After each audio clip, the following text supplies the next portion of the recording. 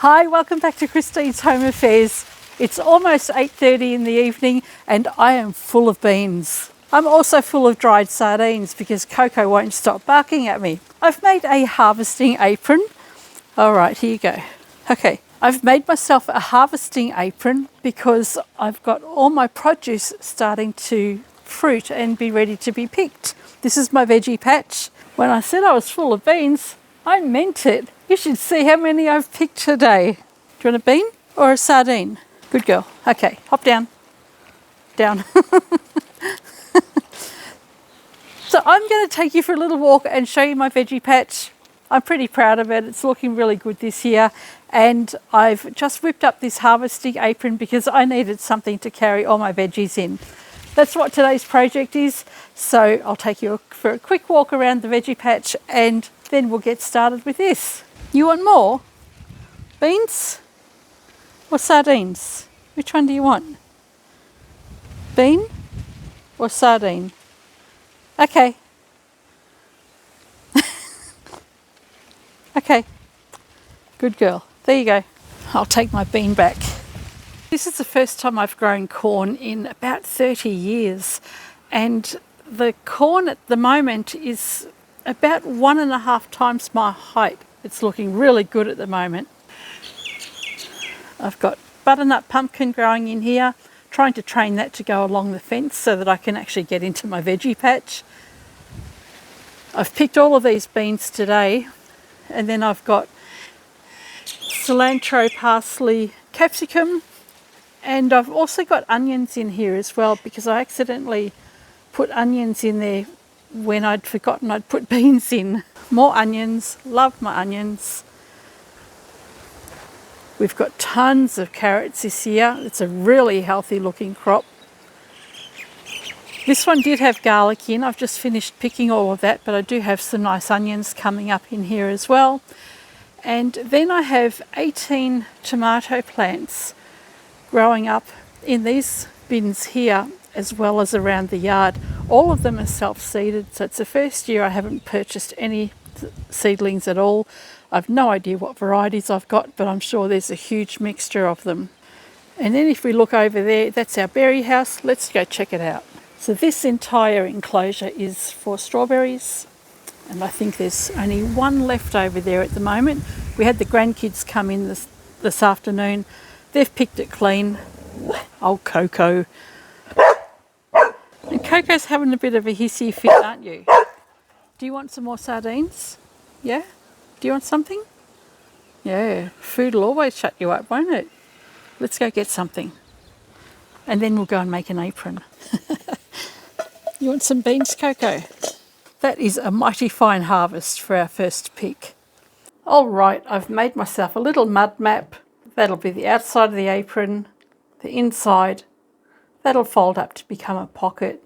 I'll have a strap around the back. Let's see how it goes. I'm using this piece of fabric today. I think it's called ticking, is that right? I'm not sure. Anyway, it's a heavier weight cotton fabric, and I want a slide release buckle, which is 1 inch wide or 2.5 centimeters. I'll be using some webbing to go with that, and I will also be using a non-roll or high density elastic. So this is a little bit stronger than your regular elastic. I'm going to cut this piece of fabric to 24 inches wide by 30 inches in length, which is about 50 by 75 centimeters. You only need rough estimates. Okay, the first thing we're going to do is fold over the long edges. We're just going to do a narrow hem, and that will be about 1/4 inch or 1/2 centimeter. So fold it over once and then fold it over one more time by the same amount. And all we're going to do is sew all the way down both long edges.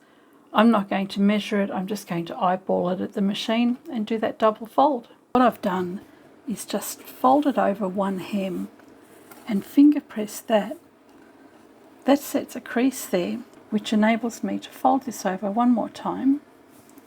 And then as I sew, I'm just going to double fold the fabric as I go.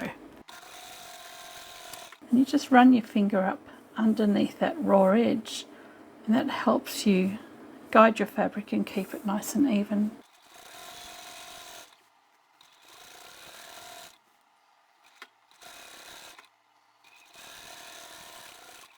And repeat for the other side.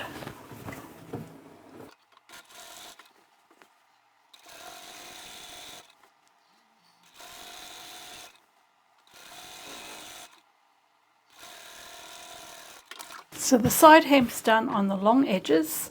Let's do the short edges. Once again, we're going to fold over once, and we'll fold this one over about 1.5 centimetres or half an inch, and then we will fold it over 1.5 inches. With the first one, you can press it and fold it, and you can use the iron for that if you like. With the second one, I'll measure that. This one here is going to be for the webbing, and my webbing is 1 inch wide, so I need to make sure that I can actually get that into the channel. It doesn't even need to go in very far. 1.5 inches is a good width. Okay, that's that end done. Let's go to the other end.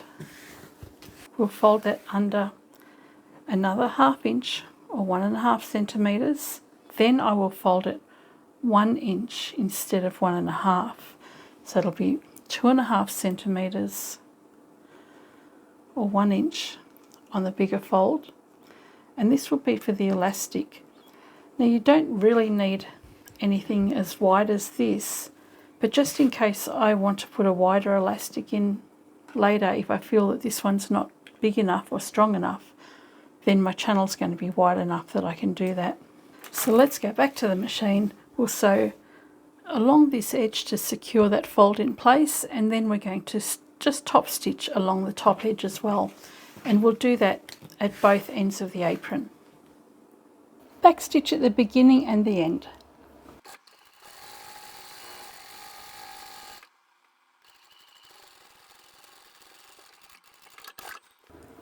And then we'll come along and do the top section.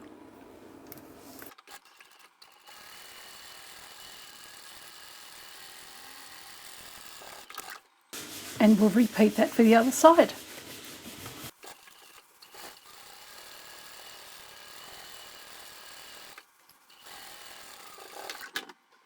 Come back to the beginning and we'll top stitch.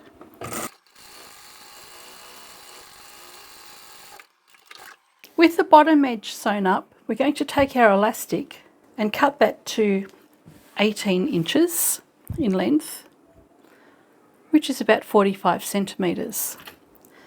Grab yourself a bodkin or a safety pin, and we'll feed this through the channel we've made and bring it out the other end. You want to be careful that this end here doesn't end up following you.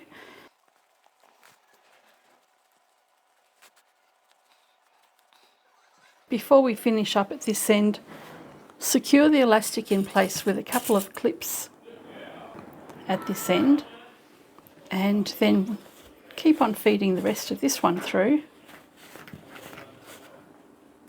and we can hold that in place there as well. Then we can come around to the other end, and we're going to feed this in just on the very edge, so it'll come in about 2 centimetres or 3/4 of an inch. You can leave it in one whole piece because we'll be cutting it to size later. So feed that in so it's just about 3/4 of an inch to an inch. Hold that in place as well. You can feed the other end in, and we can go and sew this in place as well. So I'm going to triple stitch along the end there and then in a little bit on both sides. With the elastic, I'll triple stitch both ends as well. So I'll back stitch and then just triple stitch over that. And once more for good measure.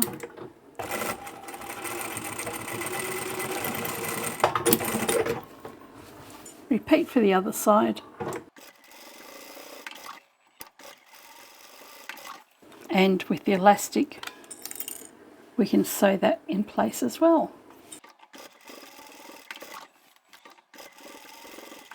Now that we've got the elastic secure and our webbing, we're going to have the webbing to the back, and then we're going to bring up the sides, and this edge where the elastic is needs to be sitting underneath. So if I've got that stretched out, that will sit underneath this band here, and that's going to create our pocket so that we can do our harvesting.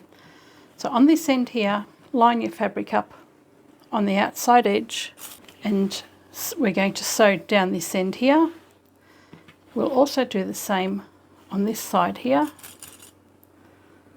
and sew straight down this end as well. We'll do that now. On this side, I'm going to do the same. I'll have this elastic lined up underneath that band, back stitch here, and sew over that line of stitching that we've already done.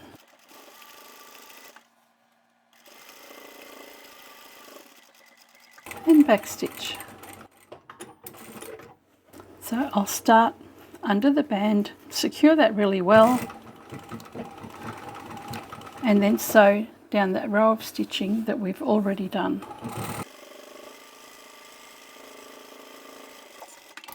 So this is almost finished, but I've decided that it doesn't gather in enough in the front there, so I'm going to cut the elastic down. I've just opened up the seam just on the side here, and I'm going to take 2 inches or 5 centimetres off the length of the elastic. So that will mean I'm only going to have 16 inches or 40 centimetres. So if I grab that end,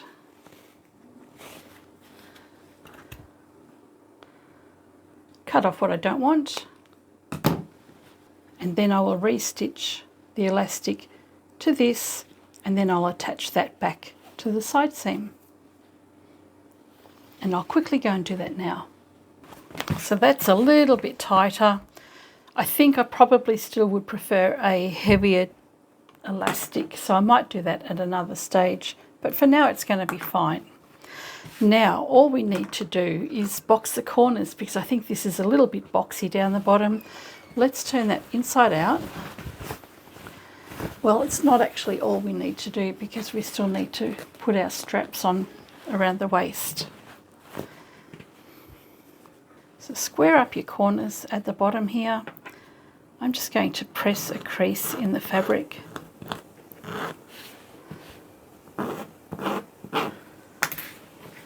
And I want this side seam to line up with that crease that I've marked in my fabric.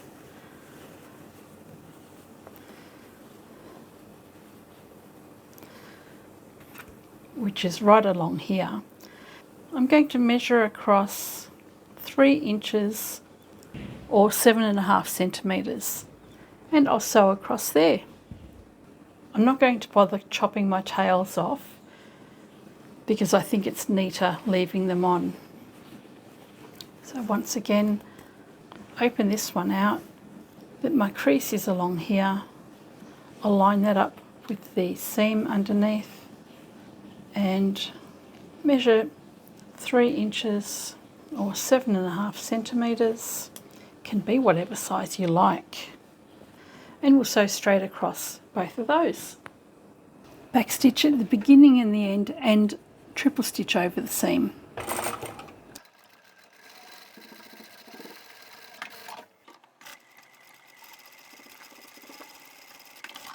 Okay, the box corners are done. We can turn this the right way out now. And the only thing we need to do is cut the webbing in half. And it really doesn't matter whereabouts you cut that. But the centre's just as good a place as any.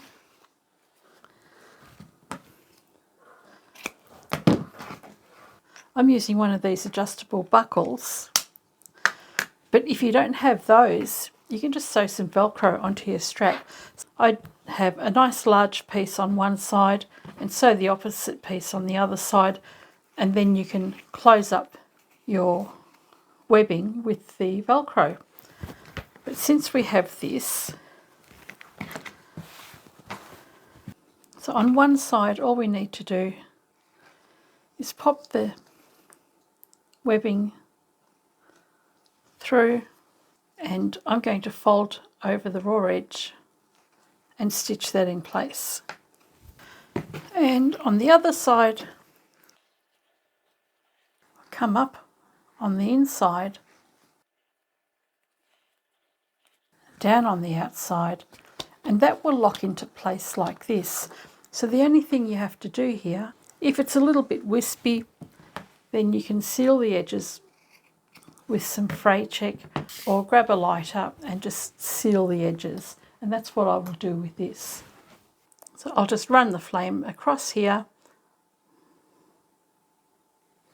and then this is fully adjustable, so that will lock that in place. I don't even need to go and stitch this one, I'll just go and sew this one in place. So there we have it, a very quick to make, plain and simple harvesting apron. I didn't need to go to the trouble to make anything fancy. I don't even need pretty fabric. It's just going to have a whole bunch of vegetables in there.